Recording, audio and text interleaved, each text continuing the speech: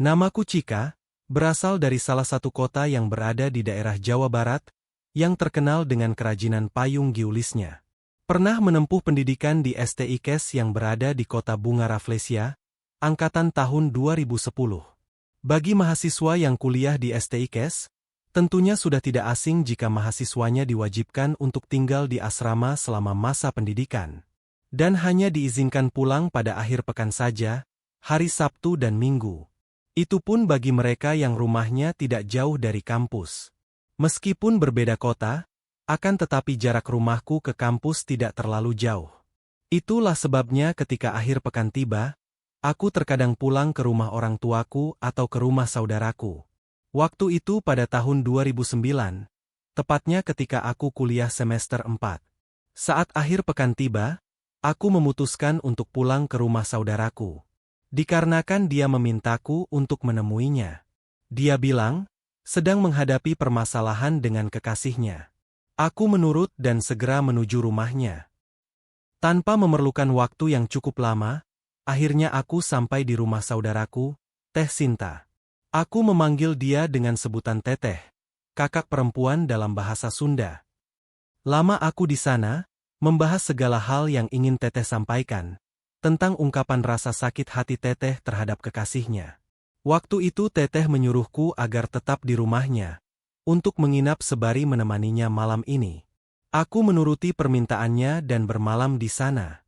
Keesokan harinya, tepatnya pada hari Senin pagi, aku telah memakai rapi seragam khas milikku dan bersiap menuju kampus dengan diantar oleh Teteh. Saat di perjalanan, tiba-tiba Teteh bertanya kepadaku, apakah mau mengantarnya ke saudaranya yang ada di kota X? Dengan sedikit berpikir dan tidak langsung menjawab, akhirnya aku mengiyakan ajakan Teteh. Karena memang Senin ini di kampus lagi bebas. Mendengar pernyataanku, kami langsung putar balik ke rumah Teteh, dan memutuskan pergi ke kota tujuan hari itu juga. Teteh, paman dan aku yang kala itu masih mengenakan baju dinasku, pergi menuju kota tujuan menggunakan mobil milik paman. Tepat pada pukul 14 WIB, kami sampai di kota tersebut dengan selamat. Bermula dari sinilah masalah itu muncul. Saat tiba di kota tersebut, mobil kami berhenti di salah satu halaman rumah. Yang ternyata ini adalah rumah tujuan dari perjalanan kami ke kota ini. Kita telah sampai. Rumah ini adalah rumah milik saudara yang Teteh maksud. Padahal seingatku, keluarga kami tidak memiliki saudara yang tinggal di kota ini. Dalam hati, aku merasa heran. Kami semua keluar dari mobil. Namun suasana mulai terasa aneh bagiku, ketika aku mulai menginjakan kaki di halaman rumah ini. Aku merasakan hawa mistis yang begitu pekat di sekeliling tempat ini. Di hadapanku, terpampang sebuah rumah khas adat Jawa yang terbuat dari kayu jati. Di sekitarnya dihiasi oleh beberapa patung dan tengkorak hewan. Membuat suasana rumah itu semakin terkesan menakutkan. Lama kami berdiri di halaman rumah, menatap setiap sudut bagian depan rumah itu, melihat-lihat ke sekitar, malah membuatku merinding dibuatnya. Kemudian, setelah kami puas melihat-lihat keadaan di sekitar, barulah kami dipersilahkan masuk ke dalam rumah itu, yang langsung disambut hangat oleh seorang pria dewasa, lalu mempersilahkan kami duduk. Kami pun langsung duduk di sana, di ruang tamu sambil menunggu seseorang yang disebut suhu. Sambil menunggu orang yang dimaksud oleh pria itu datang, aku melihat-lihat hiasan yang terpampang di ruang tamu ini. Banyak sekali hiasan dinding yang berbau mistis. Di antaranya berupa keris, tombak, dan masih banyak lagi benda mistis lainnya. Namun, yang membuatku kaget yaitu, ketika pandanganku terfokus pada sebuah lukisan laki-laki yang sedang mengenakan pakaian serba hitam, seperti pakaian paranormal, lengkap dengan sabuk yang melingkar di pinggangnya. Disertai dengan rambutnya yang gondrong, juga cincin-cincin besar yang menghiasi jarinya, sembari tangannya memegangi sebuah keris. Hal ini membuatku bergidik ngeri. Masa sih orang dalam lukisan itu saudara yang dimaksud oleh Teteh? Tapi, cara penyambutannya tidak seperti kepada saudara, gumamku dalam hati. Sekelebat pertanyaan-pertanyaan muncul di kepalaku, tapi tidak satu pun aku berani menanyakan hal itu. Tak lama kemudian, muncullah seseorang dari balik kamar. Dia memakai pakaian serba hitam, rambutnya gondrong, terlihat cincin-cincin besar menghiasi jarinya. Layaknya seperti orang yang berada dalam lukisan itu. Teteh dan paman langsung berjabat tangan dengan orang tersebut, sekaligus memperkenalkanku padanya.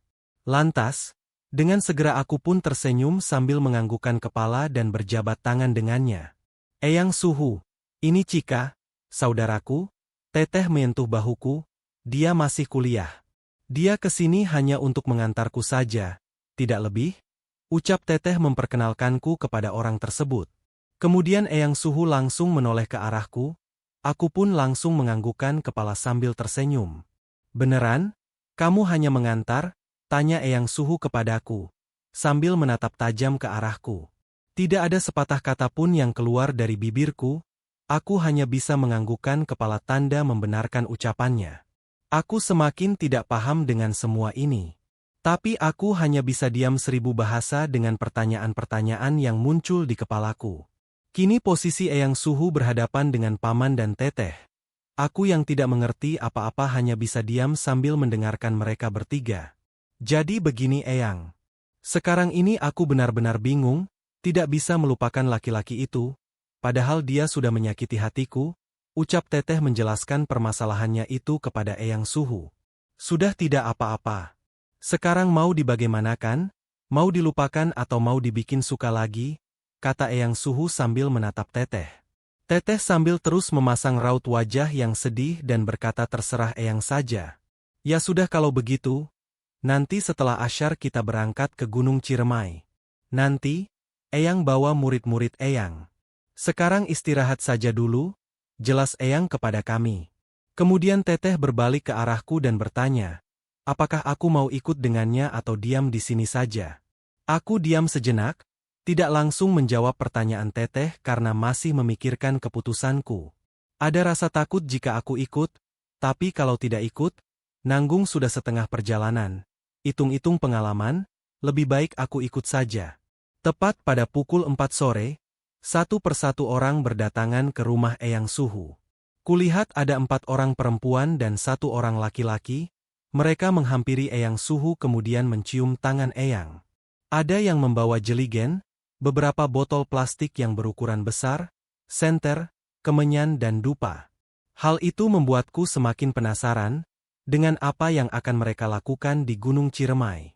Setelah semua persiapan beres, dan memastikan tidak ada yang tertinggal, akhirnya kami berangkat menuju Gunung Ciremai.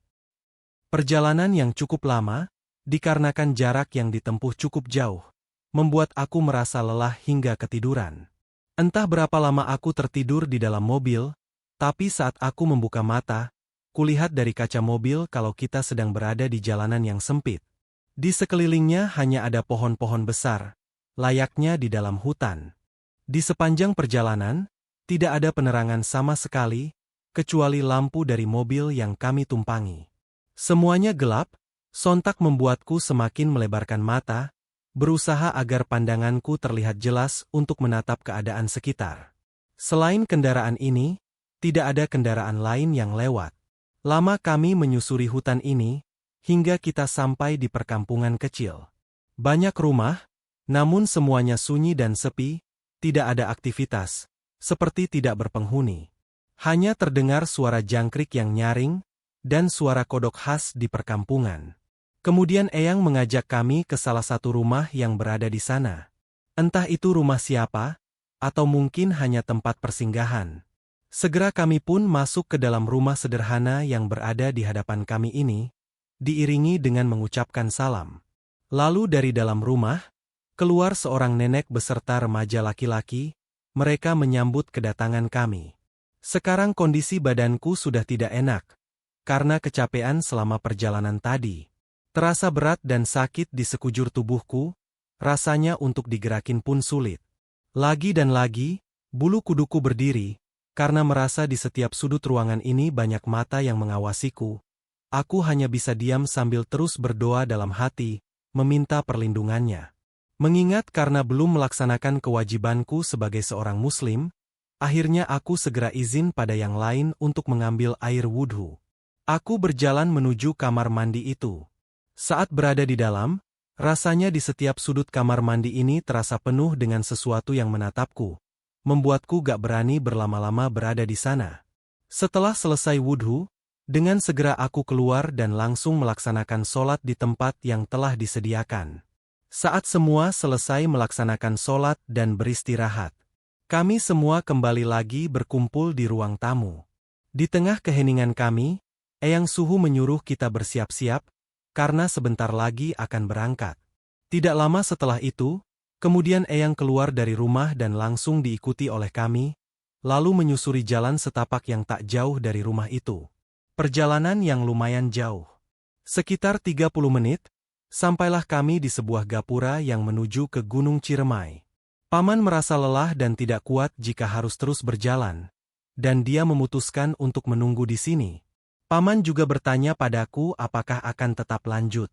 Aku melamun, memikirkan keputusanku. Teteh menyadarkan lamunanku dan menyuruhku untuk tetap lanjut, hitung-hitung pengalaman katanya. Terbata-bata aku mengiyakan ajakan Teteh, meskipun rasa takut semakin tumbuh di dalam diriku. Silahkan yang sekiranya tidak perlu dibawa, simpan saja di sini, soalnya perjalanan ini bakal capek, ucap Eyang. Kemudian, Teteh dan murid-murid Eyang mempersiapkan diri mereka masing-masing dengan segala hal yang akan mereka bawa ke Gunung Ciremai. Aku sendiri yang tidak membawa apa-apa merasa kebingungan, apa yang harus dibawa ke atas sana, karena aku sama sekali tidak membawa apapun kecuali baju yang kukenakan sekarang ini. Akhirnya aku hanya diam, sambil melihat mereka yang tengah bersiap-siap. Kulihat mereka membawa peralatan make up, botol minum, juga sebuah foto. Aku dibuat heran dengan apa yang mereka bawa, sampai seseorang membuyarkan lamunanku. Kulihat ke arahnya, ternyata dia salah satu murid perempuan Eyang. Dia bertanya kenapa aku tidak membawa make up untuk ritual di sana. Aku yang tidak tahu apa-apa hanya menggelengkan kepala, karena kebingungan. Dia menunjukkan beberapa make up miliknya. Dia bilang nanti akan diberi doa di sana, supaya nanti kalau dipakai jadi makin cantik dan bakal banyak orang yang suka. Firasatku semakin yakin, kalau ada yang tidak beres yang akan dilakukan di Gunung Ciremai malam ini. Tapi aku tidak bisa melakukan apa-apa, aku hanya bisa diam dan mengikuti arahan dari mereka sambil terus berdoa meminta perlindungannya, supaya dijauhkan dari gangguan dan mara bahaya. Setelah itu kami semua melanjutkan perjalanan, aku dan yang lainnya pun segera berdoa dalam hati masing-masing, di hadapan gapura yang menuju ke arah Gunung Ciremai.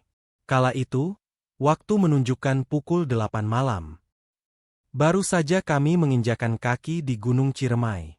Sudah terdengar sorak-sorai hewan bersahutan, seperti menyambut kedatangan kami.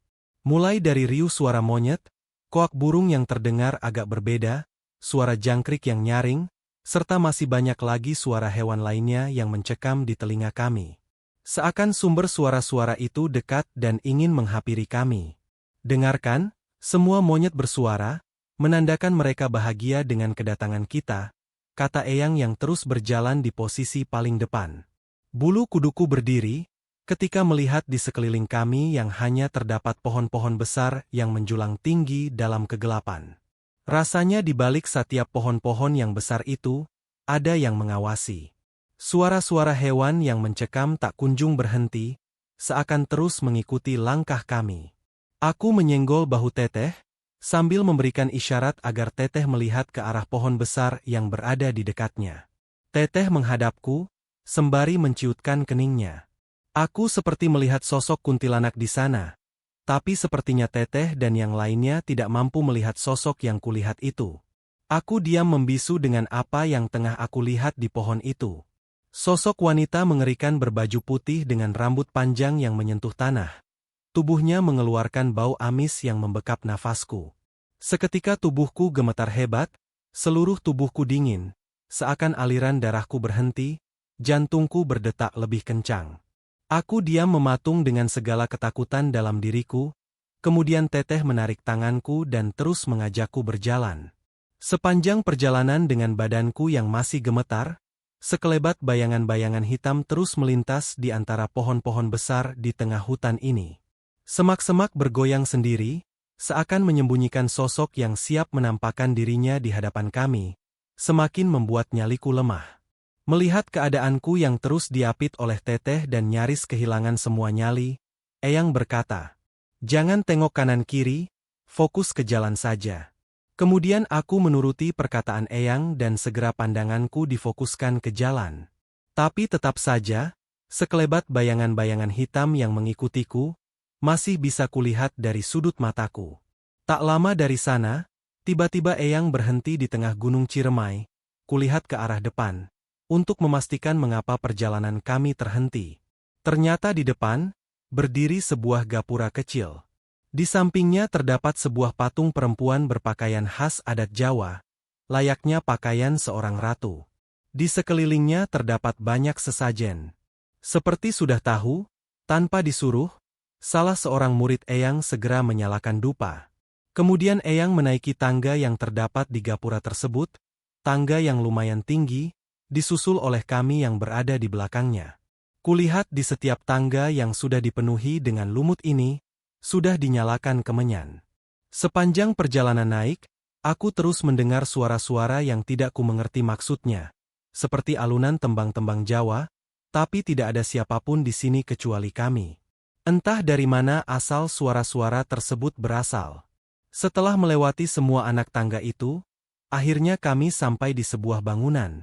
Seperti sebuah surau, tetapi di dalamnya terdapat sebuah gundukan tanah seperti makam. Setelah kami memasuki bangunan tersebut, Eyang langsung menutup pintunya. Kulihat jam di tanganku sudah menunjukkan pukul 10 malam. Setelah itu, kami yang beranggotakan 8 orang duduk menghadap gundukan tanah tersebut. Posisiku berada di paling belakang. Eyang menjelaskan bahwa gundukan tanah ini merupakan makam dari penunggu Gunung Ciremai. Eyang tidak memberitahukan namanya, tapi yang jelas, pemilik makam tersebut adalah seorang perempuan. "Silahkan yang tadi dibawa segera dikeluarkan," perintah Eyang terhadap kami. Dengan segera, Teteh dan yang lainnya mengeluarkan semua barang yang mereka bawa, mulai dari make up, botol minum, dan juga foto. Setelah itu, menyimpannya di depan makam tersebut. Aku yang tak membawa apa-apa hanya terus mengucapkan istighfar dalam hati, tak henti-hentinya meminta perlindungan dari Allah. Setelah semuanya siap, semua alat penerangan dimatikan, tidak ada cahaya setitik pun. Ritual akan segera dimulai. Aku yang sedari tadi duduk di posisi paling belakang, tiba-tiba badanku terasa berat, sulit untuk digerakkan. Akhirnya aku hanya bisa menunduk sambil tak henti-hentinya mengucapkan zikir dalam hati. Dalam posisiku yang masih menunduk, terlihat ada cahaya dari celah lenganku, cahaya itu berasal dari arah belakang. Aku terus memperhatikan cahaya tersebut tanpa memperdulikan ritual ini. Eyang mengambil alih untuk memimpin ritual. Berawal dari diucapkannya doa, lalu menyanyikan tembang-tembang berbahasa Jawa yang langsung diikuti oleh murid-murid Eyang. Seolah mereka sedang memanggil-manggil penunggu tempat ini. Tubuhku semakin gemetar, bulu kuduku kembali berdiri. Saat tiba-tiba, hembusan angin besar masuk dari balik pintu. Pintu terbuka lebar dengan sendirinya, membuatku kaget dan langsung melihat ke arah pintu. Dari balik pintu, muncullah gumpalan asap yang begitu tebal. Namun perlahan-lahan asap tebal itu semakin menipis, diiringi dengan kemunculan sesuatu di baliknya. Kemudian, samar-samar kulihat berdiri tegap seorang perempuan cantik berwibawa, memakai baju khas kerajaan adat Jawa, bak seorang ratu. Aku diam mematung melihat sosok itu. Namun, tak lama setelahnya, aku tidak mampu melihatnya lagi, sosok itu hilang dari pandanganku. Sedangkan Eyang langsung berdiri dan menghadap ke arah pintu yang terbuka itu. Eyang sambil membungkukkan badannya, seperti sedang memberikan tanda penghormatan kepada arah datangnya perempuan tersebut. Bagai patih terhadap ratunya. "Salam hormat dari saya dan murid-murid saya. Kedatangan kami ke sini untuk mengantar Neng Sinta," tutur Eyang sambil memperkenalkan Teteh, pada ruang hampa yang menjadi tempat kemunculan perempuan cantik yang telah hilang dari pandanganku tadi. Untuk meminta bantuan kepada Raden, jelas Eyang yang terus menghadap ke arah ruang hampa tersebut. Seperti sedang mendengarkan sesuatu, kemudian Eyang berkata, "Dia Neng Cika, saudaranya Neng Sinta. Dia kesini hanya untuk mengantar saja, tidak ada maksud apapun," ucap Eyang. Keringat dingin mulai bercucuran dari tubuhku, sepertinya sosok perempuan cantik tersebut masih ada di tempat itu dan memperhatikan keberadaan kami, tapi hanya Eyang yang dapat melihatnya. Melihat tubuhku yang menggigil ketakutan, Teteh langsung memegangi tanganku. Segera aku balas memegangi tangannya dengan erat. Baiklah Raden, terima kasih. Kalau begitu kami akan melanjutkan ritual ini. Semoga Raden berkenan menerimanya. Lagi-lagi Eyang berbicara ke arah ruang kosong tersebut. Lalu pintu tertutup sendiri. Setelah itu, dengan segera Eyang kembali ke tempat duduknya semula. Melanjutkan pengucapan doa dan menyanyikan tembang-tembang berbahasa Jawa yang sempat terhenti tadi. Cahaya dari arah belakang yang sedari tadi muncul di celah lenganku, terus menerangiku selama ritual. Aku tak berani merubah posisiku yang terus menunduk. Hanya mataku yang terkadang melirik ke arah samping, kemudian kembali memejamkan mata. Namun, seketika mataku terbelalak kaget. Saat tiba-tiba dari arah belakang ada yang merangkul tubuhku. Aku tidak berani menengok ke arah belakang untuk memastikan siapa yang merangkulku. Aku hanya bisa memejamkan mata rapat-rapat sambil berharap, siapapun itu atau apapun itu, yang kini tengah merangkulku segera hilang.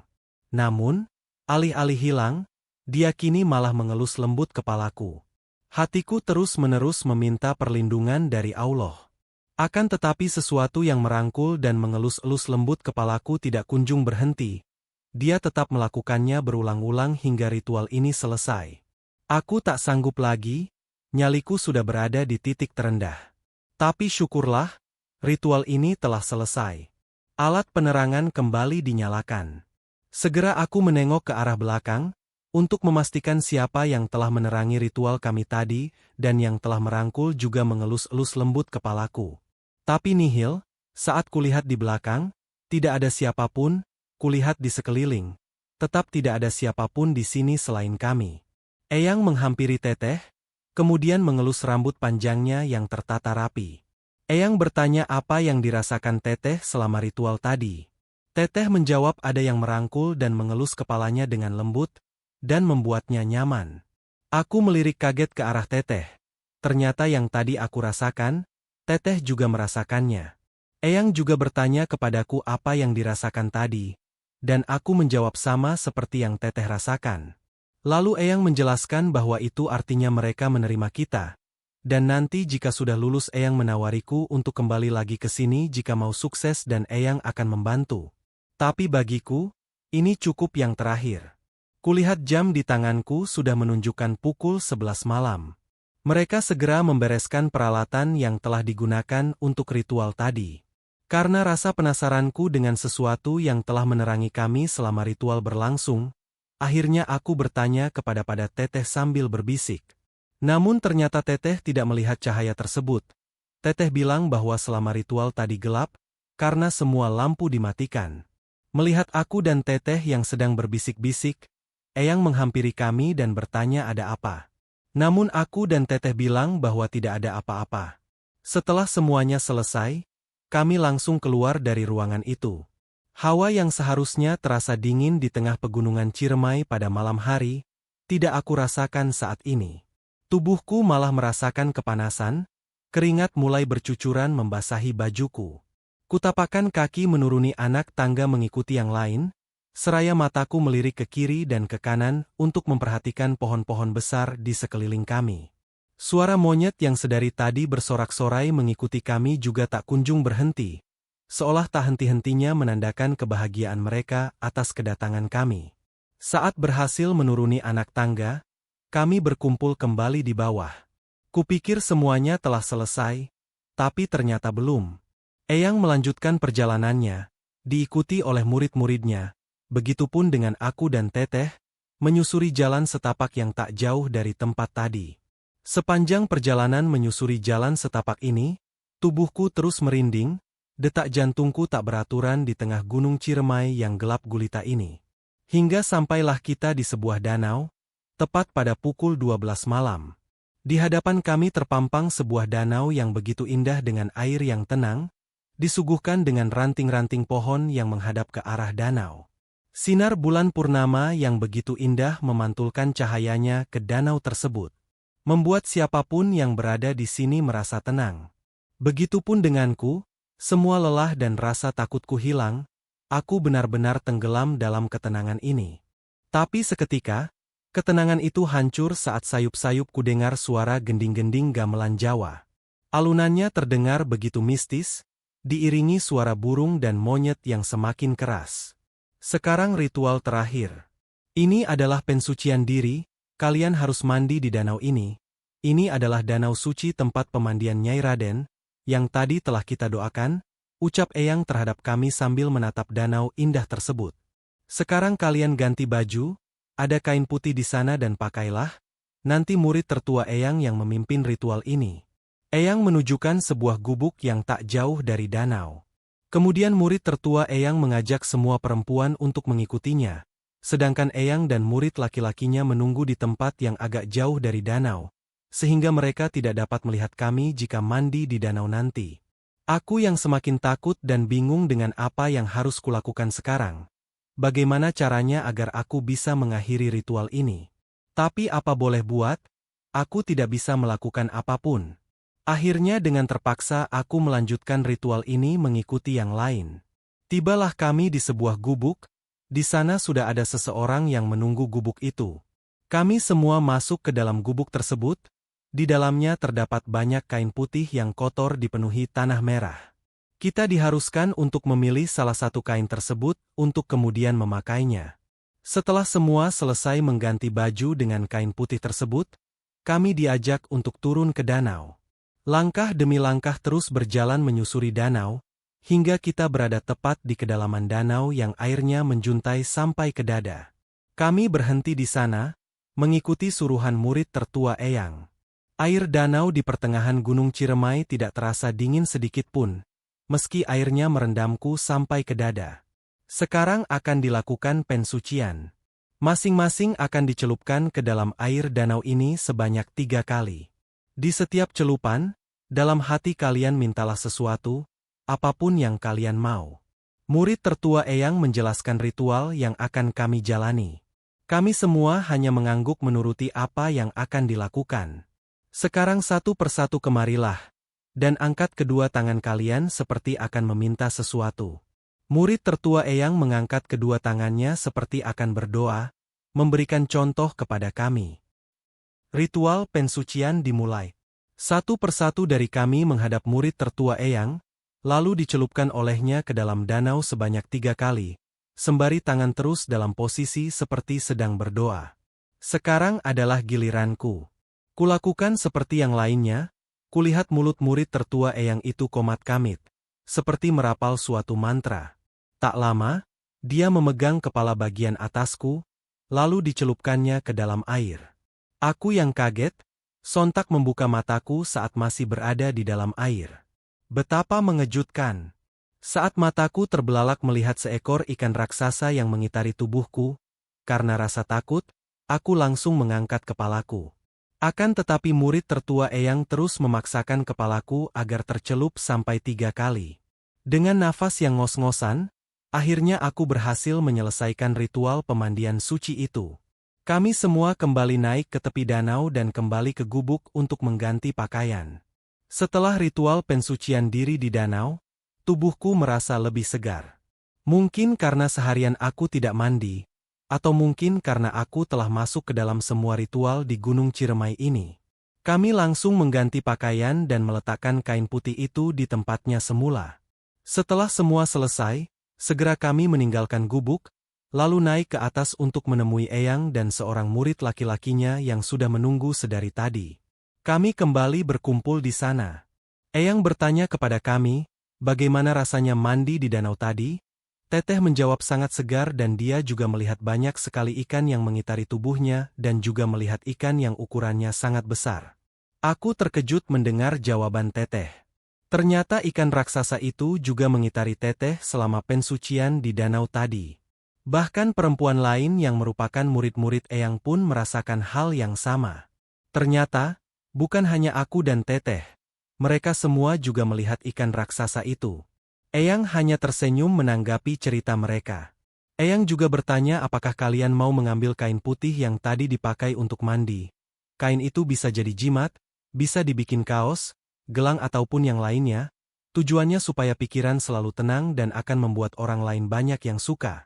Teteh menerima tawaran Eyang untuk mengambil kain tadi. Eyang bilang silahkan, tapi harus memberi kuncen uang seikhlasnya. Teteh hanya mengangguk tanda setuju. Murid Eyang kemudian pergi ke gubuk yang berada di tepi danau tadi, untuk mengambil kain putih sekaligus air danau tersebut. Kulihat dari tadi, Eyang Suhu terus mengelus lembut kepala Teteh, layaknya seorang ayah terhadap anaknya. Membuatku curiga dan bertanya-tanya, siapa sebenarnya Eyang Suhu ini? Tak lama, murid Eyang telah kembali, dengan membawa kain putih yang dipenuhi tanah merah dan beberapa botol yang telah diisi air jernih dari danau.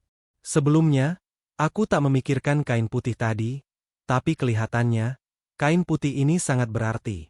Kepalaku mulai didatangi lagi pertanyaan-pertanyaan aneh, tapi aku tak berani menanyakannya. Eyang mengajak kami untuk melanjutkan perjalanan. Kami menurut dan segera berjalan mengikutinya, menuju perjalanan pulang. Di tengah perjalanan, Teteh bertanya kepada Eyang tentang kain apa ini sebenarnya. Aku merasa senang mendengar ucapan Teteh. Pertanyaan yang sedari tadi ingin kutanyakan, kini terwakilkan oleh Teteh. Kenapa di gubuk tadi banyak sekali kain putih, yang sudah usang juga kotor oleh tanah-tanah merah?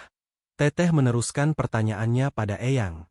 Jadi, sebenarnya kain putih tadi adalah kain bekas orang yang sudah meninggal. Jelas Eyang sambil kembali membelakangi Teteh dan melanjutkan perjalanan. Betapa terkejutnya aku, saat mengetahui bahwa kain putih yang tadi aku gunakan untuk ritual itu adalah kain kafan bekas orang yang sudah meninggal. Tubuhku melemas, pikiranku menjadi tak karuan.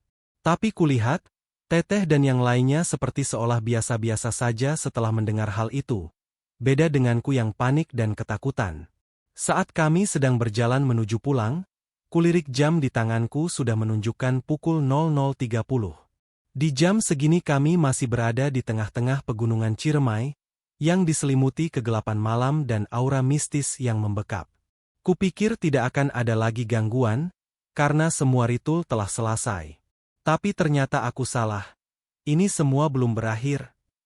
Kami berjalan menyusuri Gunung Ciremai di tengah malam, kegelapan menyelimuti seluruh gunung ini. Hanya sebuah senter yang menerangi perjalanan kami di jalan setapak yang cukup terjal.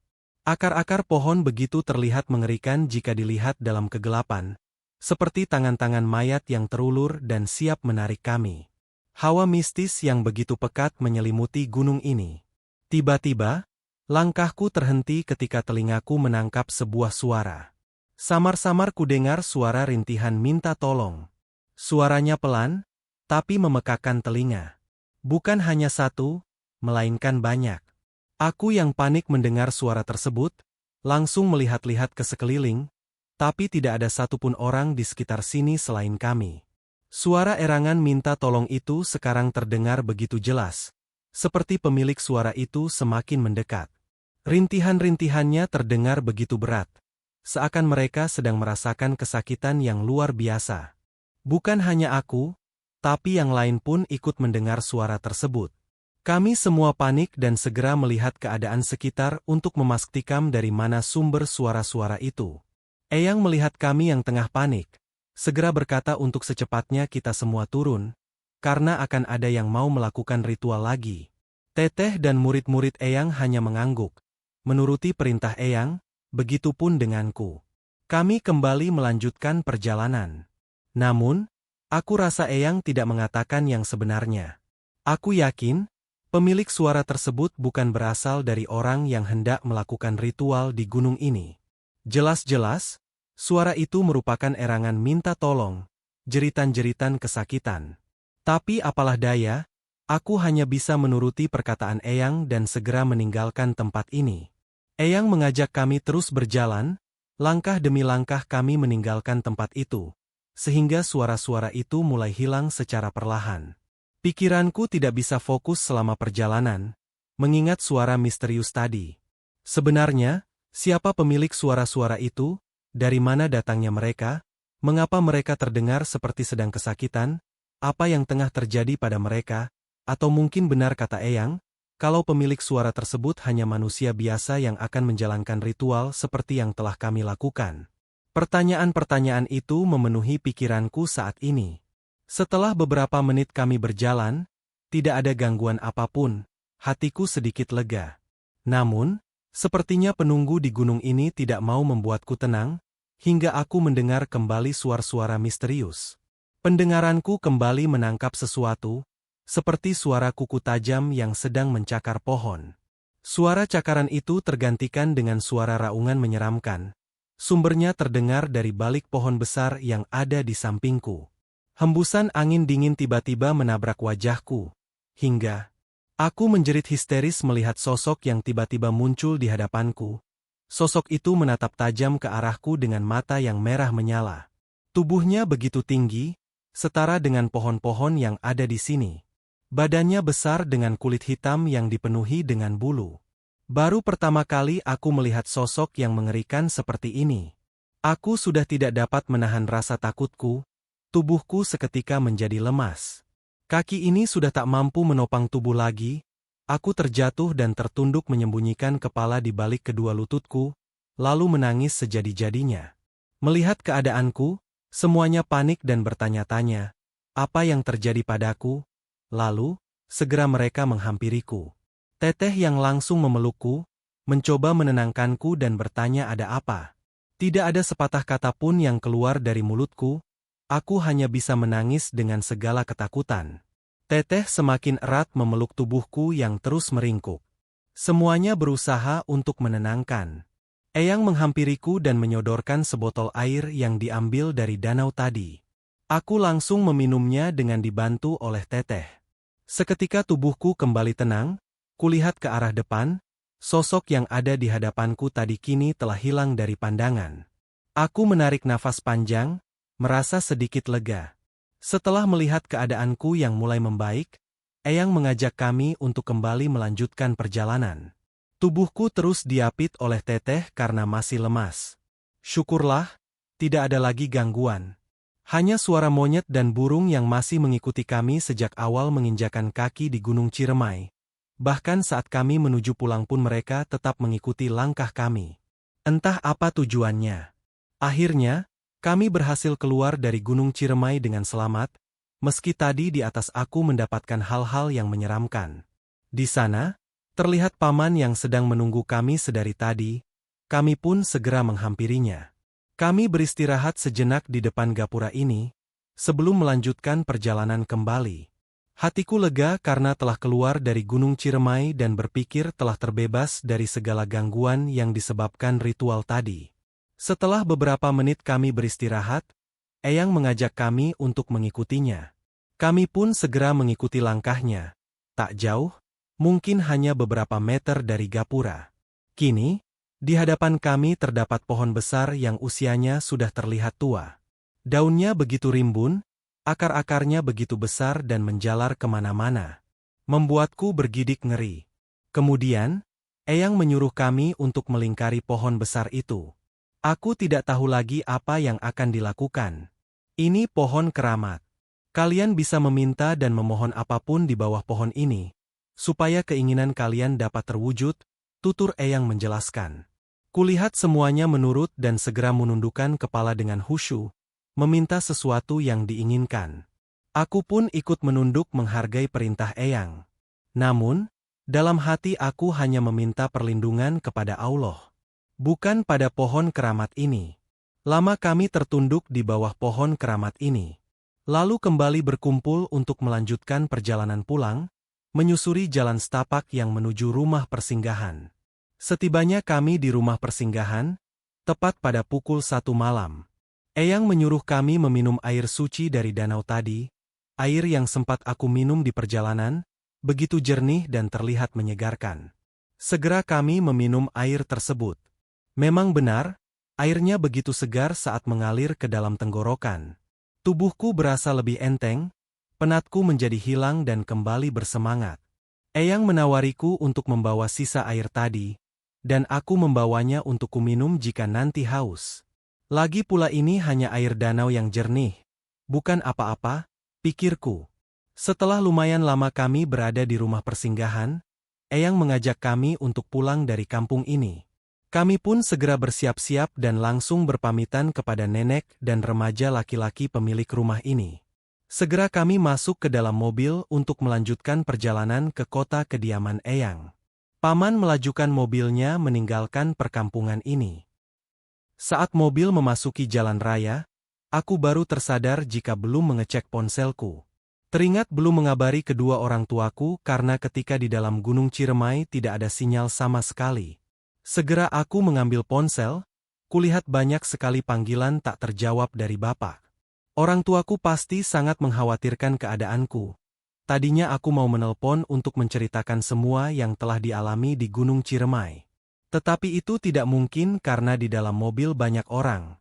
Akhirnya hanya bisa mengirimkan pesan singkat kepada orang tuaku dan mengabarinya kalau aku baru saja turun dari Gunung Ciremai.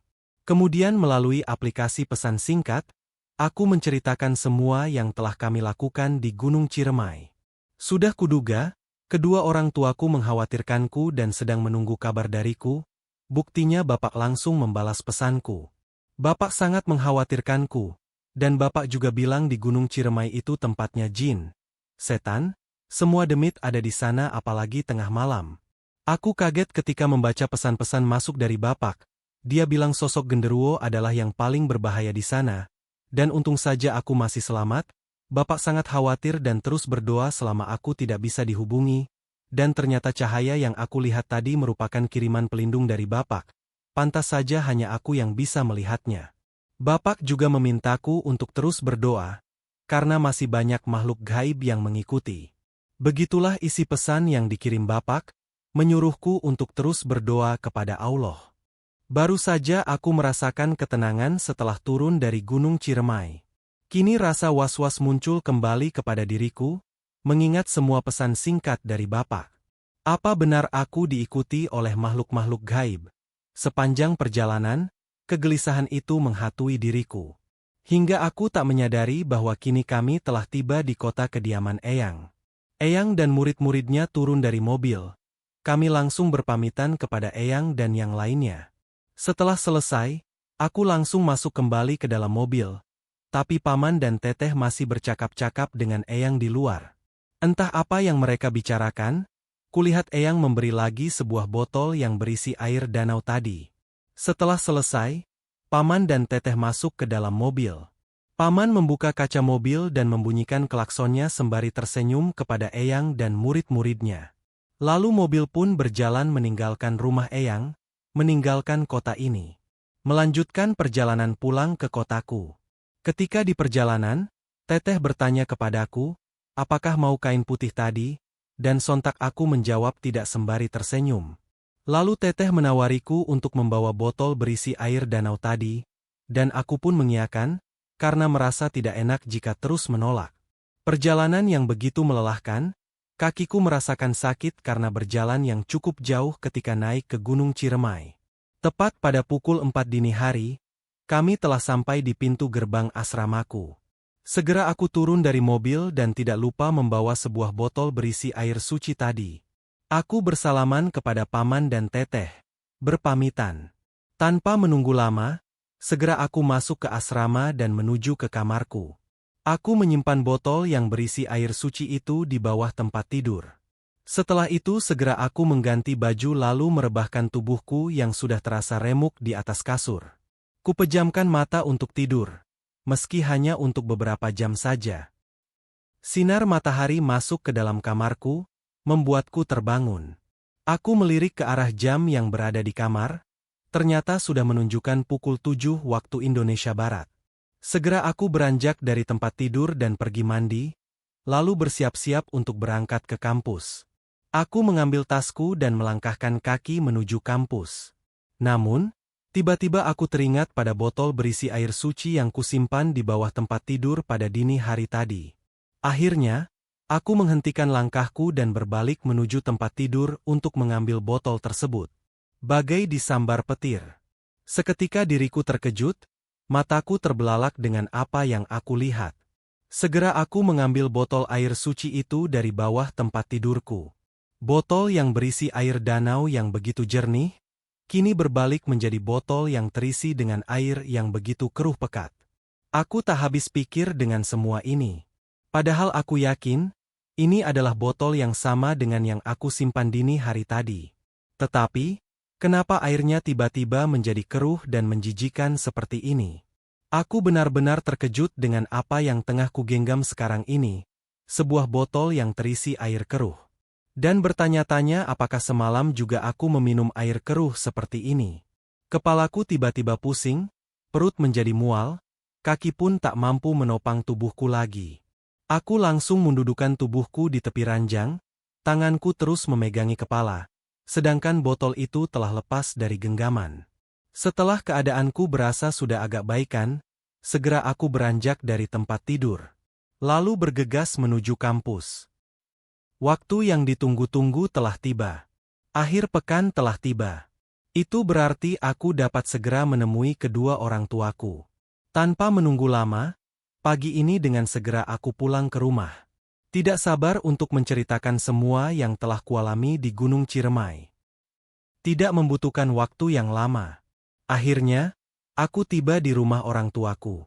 Di sana terlihat mereka sudah menungguku di depan. Segera aku mencium tangan mereka sambil mengucapkan salam. Kami semua masuk, sedangkan aku langsung menuju kamar mandi untuk membersihkan badan. Setelah selesai, aku langsung menemui kedua orang tuaku yang sudah menunggu di ruang tengah. Kami berkumpul di sana. Lalu, Bapak membuka percakapan di antara kami dengan bertanya apa yang sebenarnya aku lakukan di Gunung Ciremai.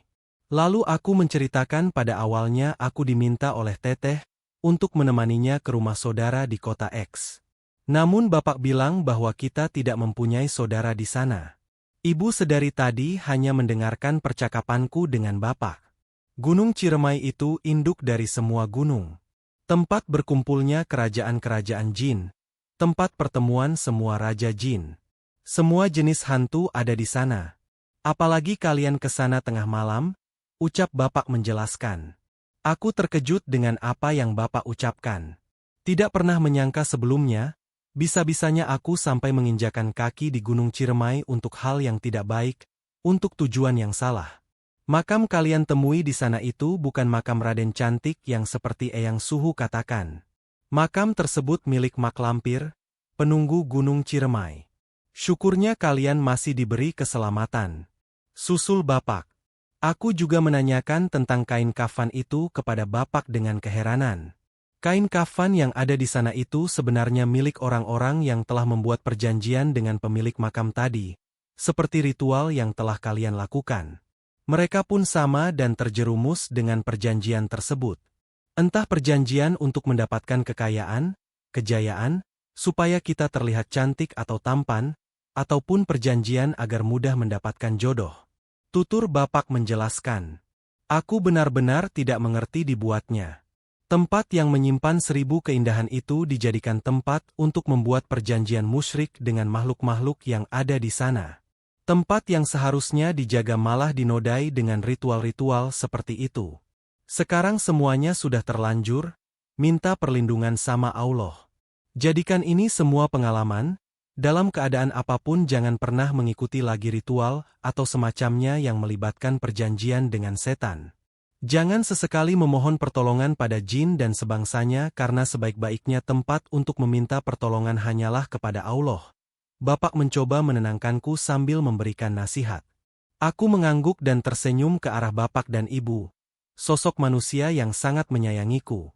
Aku tidak akan mengikuti lagi ritual semacam itu, apapun tujuannya. Semoga dengan hal ini, dapat semakin mendekatkanku kepada Allah Subhanahu wa Ta'ala. Namun, setelah ritual yang kulakukan di Gunung Ciremai itu, membuat sosok kuntilanak yang kutemui di sana masih mengikutiku. Sampai sekarang. Dan cerita pun berakhir sampai di sini.